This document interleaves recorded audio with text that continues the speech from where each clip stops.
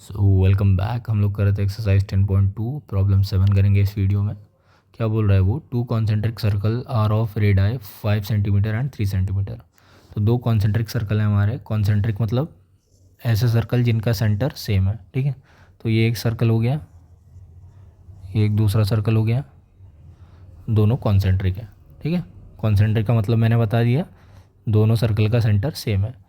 तो एक का रेडियस है 5 सेंटीमीटर, दूसरे का रेडियस है 3 सेंटीमीटर। तो 3 सेंटीमीटर वाला ये हो गया हमारा छोटा सा, 5 सेंटीमीटर वाला ये हो गया हमारा बड़ा। क्लियर है। तो find the length of the chord of the larger circle which touches the smaller circle. क्या बोल रहा है वो, find the length of the chord of the larger circle.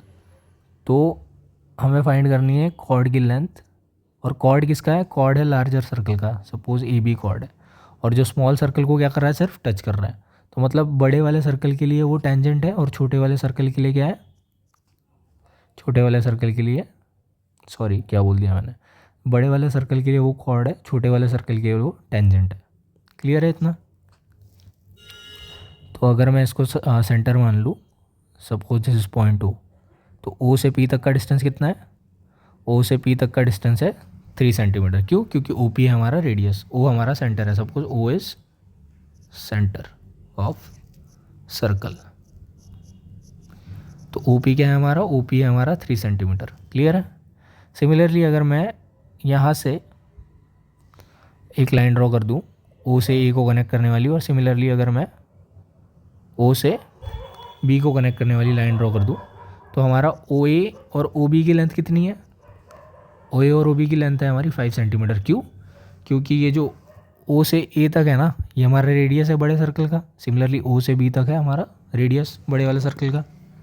दूसरा पॉइंट हो गया। अब यहाँ क्या होगा, ए बी हमारा टेंजेंट है, ओ पी हमारा रेडियस है। तो टेंजेंट मतलब जो रेडियस होता है वो परपेंडिकुलर होता है हमेशा टेंजेंट को एट पॉइंट ऑफ कॉन्टैक्ट, अपना थियरम 10.1 वाला, ठीक है। Radius is always perpendicular to the tangent at point of contact. तो ओ पी क्या हो जाएगा, O P is perpendicular to A B. Clear है। ये सारी चीज़ें हो गई। अब हमें निकालना क्या है, हमें निकालना है लेंथ ऑफ कॉर्ड, मतलब ए बी की लेंथ निकालनी है। ए बी क्वेश्चन मार्क है, ठीक है।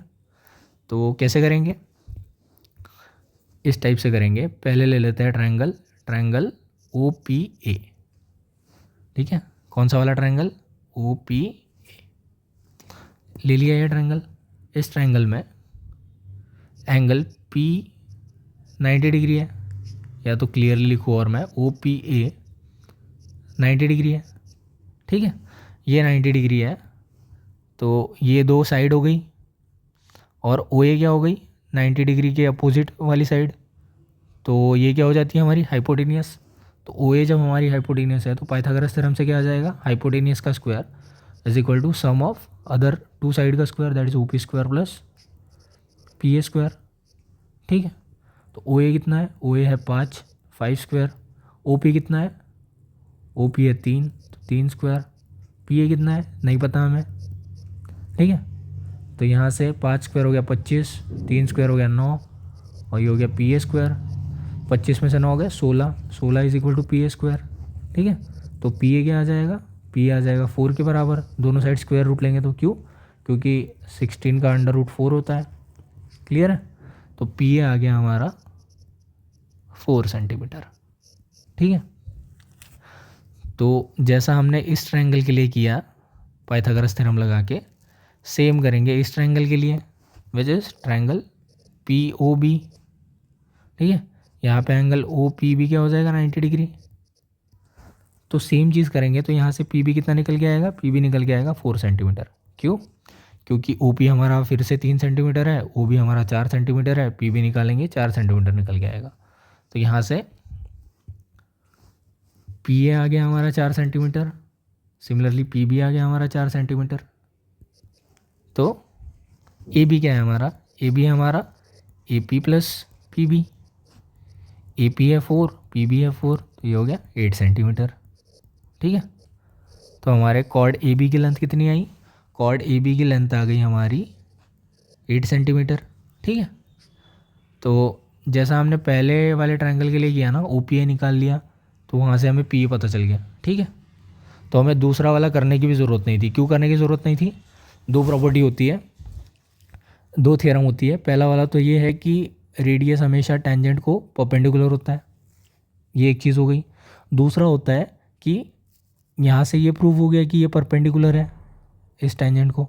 बाद में बड़े वाले सर्कल के लिए ए भी तो कॉर्ड है, ठीक है, और ओ पी क्या है? Perpendicular to the cord.